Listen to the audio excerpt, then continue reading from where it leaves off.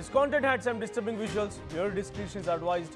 ఈ కంటెంట్లో మీరు కొంత కలవరపాటు గురి చేసే అంశాలు ఉన్నాయి. తగు జాగ్రత్తలు తీసుకోమని ఆర్టీవీ హెచ్చరిస్తోంది. బ్రేకింగ్ న్యూస్కి వెళ్తే గుంటూరు జిల్లా పెదకురపాడులో దారుణం జరిగింది. రన్నింగ్ ట్రైన్లో ఒక మహిళ పైన అత్యాచారానికి పాల్పడ్డాడు దుండగుడు.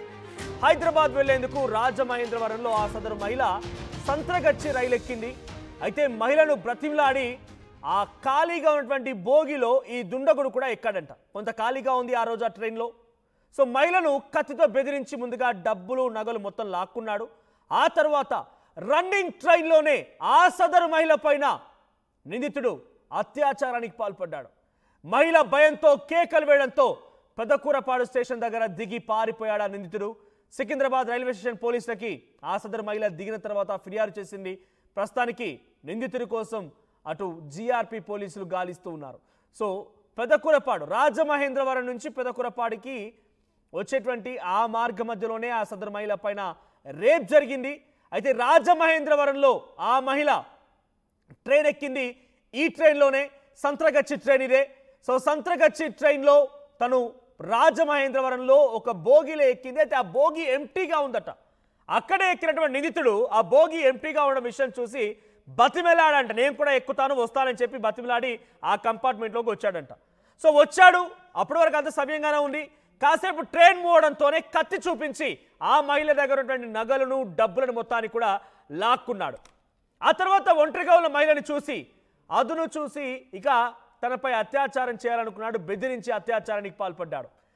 రాజమహేంద్రవరం నుంచి పెదకూరపాడు రావడానికి ట్రైన్ సమయం ఎగ్జాక్ట్గా నేను ఆన్లైన్లో చూస్తే సుమారుగా 4 నుంచి 5 గంటల పాటు సమయం పడుతుంది. సో అక్కడికి వచ్చేంత వరకు ఆ మహిళపై చాలా దాష్టికంగా దుర్మార్గంగా ఆ మహిళ పైన అత్యాచారానికి పాల్పడ్డాడు ఆ సదరు నిందితుడు. సో పెదకూరపాడు రైల్వే స్టేషన్ ఇదే. ఇక్కడ మీరు విజువల్లో చూస్తున్నటువంటి కింద పెదకూరపాడు రైల్వే స్టేషన్ అది. సో ఇక్కడికి వచ్చేంత వరకు 4 గంటల నుంచి 5 గంటల సమయం పడుతుంది రాజమహేంద్రవరం నుంచి పెదకూరపాడు రావడానికి.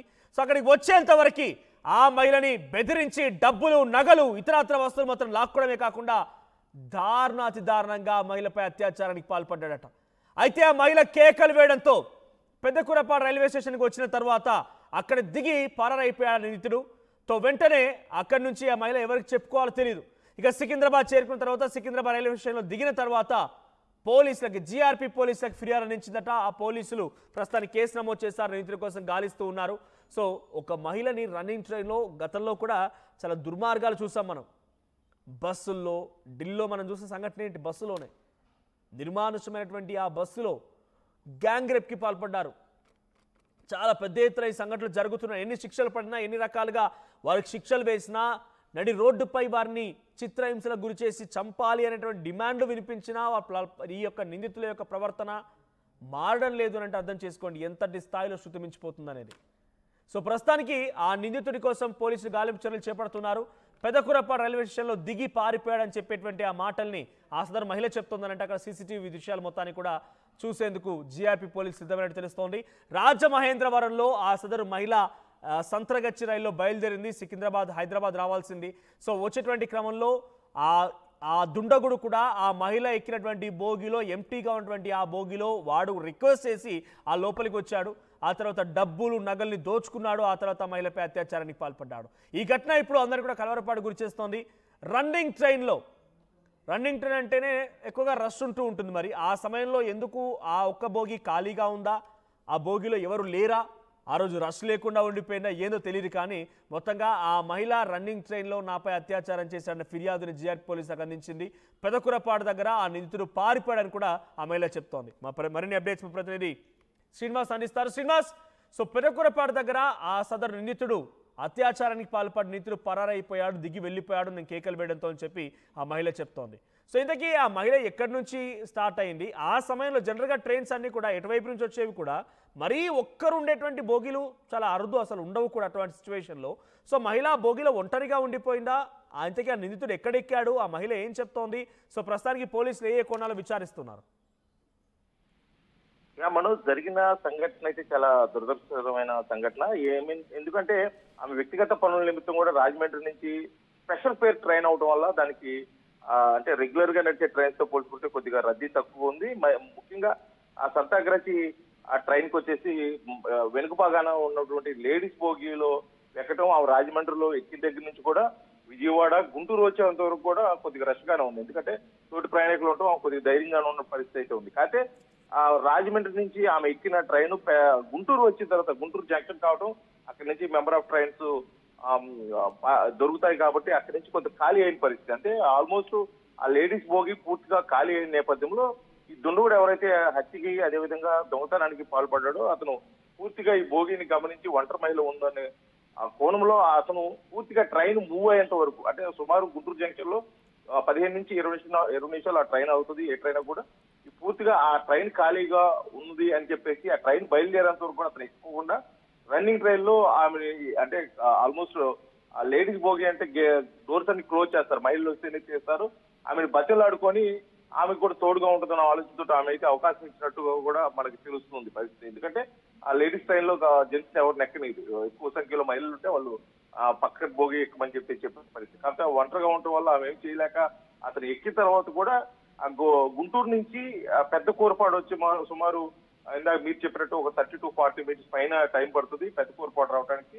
అది స్పెషల్ ఫేర్ కాబట్టి ఈ 30 to 40 మినిట్స్ టైంలోనే ఆమె దగ్గర ఉన్న విలువైన వస్తువులు, బ్యాగులు, సెల్ ఫోన్లు దొంగతనం చేసి ఆమెపై అత్యాచారం చేయడం కూడా జరిగింది. అసలు పెద్ద కూరపాటు పోలీస్ స్టేషన్ లో, రైల్వే స్టేషన్ లో దిగిపోయినట్టు కూడా సదరు మహిళ చెబుతుంది.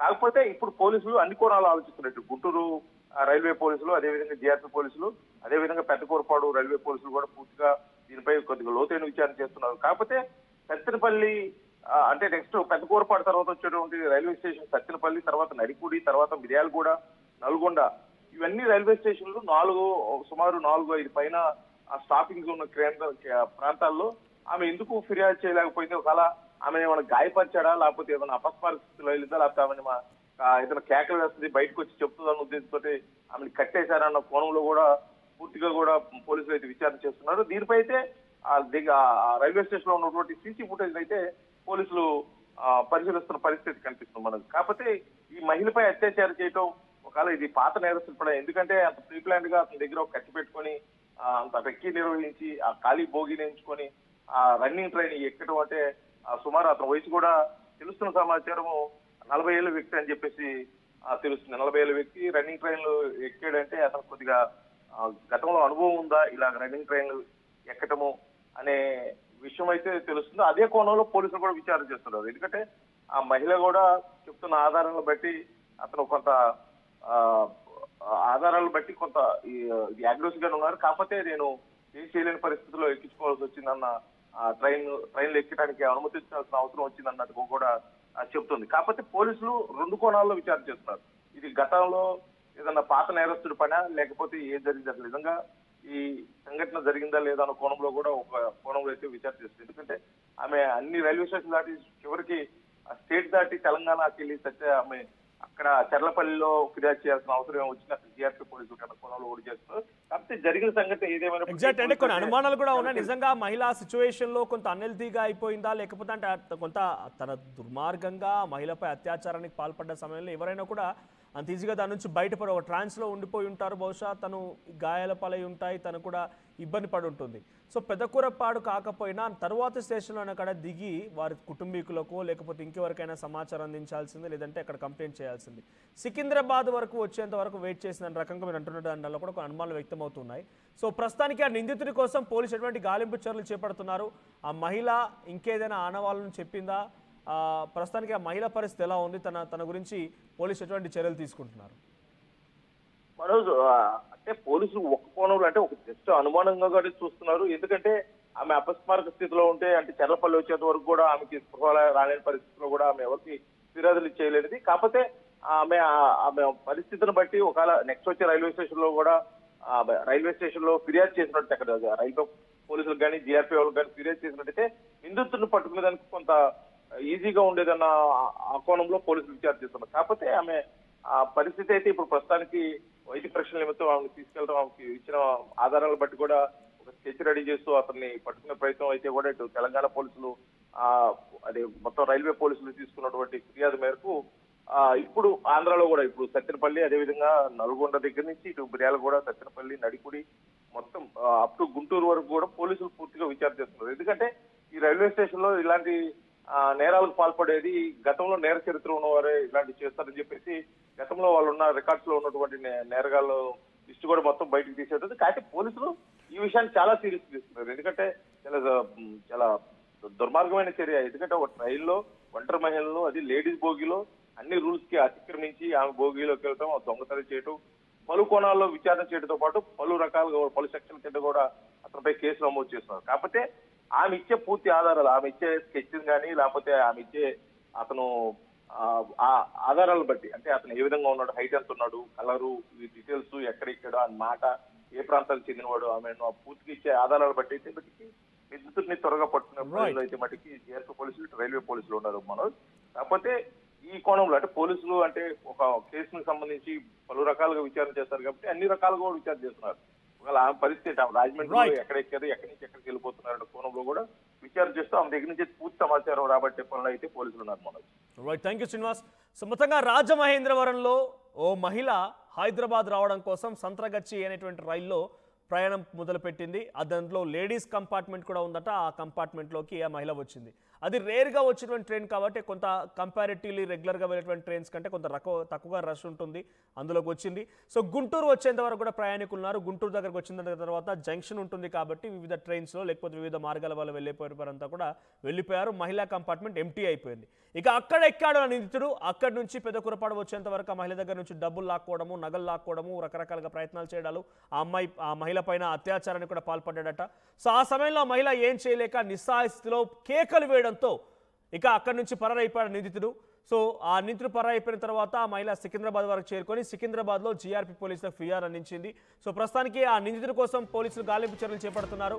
సో ఆ మహిళకు సంబంధించిన విషయం పైన కూడా పెద్ద పోలీసులు పలు కోణాల్లో విచారిస్తూ ఉన్నారు. ఆ నిందితుడు ఎవరన్న దానిపైన రెగ్యులర్గా ఇటువంటి క్రైమ్స్కి పాల్పడే వ్యక్తేనా, లేదనంటే ఇక్కడ సంఘటన దొరికింది కాబట్టి డబ్బులు లాక్కోవడంతో పాటుగా మహిళపై అత్యాచారం చేయడాన్ని అవకాశంగా మలుచుకున్నాడా? సో ఈ కోణాల్లో విచారిస్తున్నారు. సో పెదకురపాడు స్టేషన్ దగ్గర కానివ్వండి, గుంటూరు దగ్గర కానివ్వండి, పోలీసులు సీసీటీవీ దృశ్యాలను గమనించి ఆ వ్యక్తిని అదుపులోకి తీసుకునే అవకాశం కనబడుతుంది. ఆ వ్యక్తి ఎవరనేది మాత్రం తెలియాల్సిన అవసరం అయితే ఉంది. సో మీ అభిప్రాయం ఏంటి కామెంట్ చేయండి. At the same time Hyderabad మహానగరంలో కానివ్వండి, లేకుంటే తెలుగు రాష్ట్రాల్లో కొన్ని సిటీస్లో రాత్రి సమయాల్లో కూడా కొన్ని అవసరాల రీత్యా, ఉద్యోగ వ్యాపార రీత్యా విద్యార్థులు కూడా రాత్రుల్లో ప్రయాణం చేస్తూ ఉంటారు, మహిళలు కూడా ప్రయాణాలు చేస్తూ ఉంటారు. కాబట్టి కొన్ని జాగ్రత్తలు తీసుకోండి. డెఫినెట్గా మీ చుట్టూ ఉన్నటువంటి వాళ్ళు మిమ్మల్ని రక్షించేందుకు చాలా పెద్ద ఎత్తున, అంటే క్రౌడీ ప్లేసెస్లో, పబ్లిక్ ఉన్న ప్లేసెస్లో ఉండండి. కొంతమంది నిధులు అర్ధరాత్రి అయితే చాలు హైదరాబాద్ నగరంలో కూడా కొన్ని చోట్లలో మద్యం సేవించి నైట్ రైడ్లు చేయడాలు విచ్చలవిడితనానికి దారితీస్తున్నాయి. కాబట్టి ఆ మద్యం మత్తులో పిచ్చి పిచ్చి ప్రవర్తనటువంటి ఆలోచనలతో మహిళలపై పిచ్చిగా ప్రవర్తించడాలు, లేకపోతే వారిని టీజ్ చేయడాలు ఇటువంటి ఘటనలు జరుగుతూ ఉన్నాయి. సో డెఫినెట్గా కొన్ని జాగ్రత్తలు తీసుకొని అట్ ది సేమ్ టైం ఇది చెప్పడం కొంత అంటే ధైర్యంగా ఉండమని చెప్పడంతో పాటుగా ఇంకొక విషయం ఏంటంటే ఇది చెప్పడం కొంత తప్పు అవ్వచ్చు, లేకపోతే కరెక్ట్ అవ్వచ్చు. బట్ పెప్పర్ స్ప్రే డెఫినెట్గా క్యారీ చేయండి. మీకు తగ్గట్టుగా ఆ స్ప్రేని క్యారీ చేయండి. పేరెంట్స్కి కూడా ఎక్కడున్నారు ఏంటనే ఇన్ఫర్మేషన్ కూడా ఎప్పటికప్పుడు పాస్ చేసే ప్రయత్నం చేయండి. ఎందుకంటే ఇటువంటి సంఘటనలు జరిగినప్పుడల్లా ప్రతిసారి కొంత కలవరపాటు గురి చేసే అంశాలు ఉంటాయి. తల్లిదండ్రులు కూడా భయపడిపోతూ ఉంటారు. ప్రతి ఒక్కరు కూడా సమాజంలో కొంత ఇబ్బంది కలుగుతూ ఉంటుంది. జాగ్రత్తలు తీసుకోమని ఆర్టీవీ చెప్తోంది.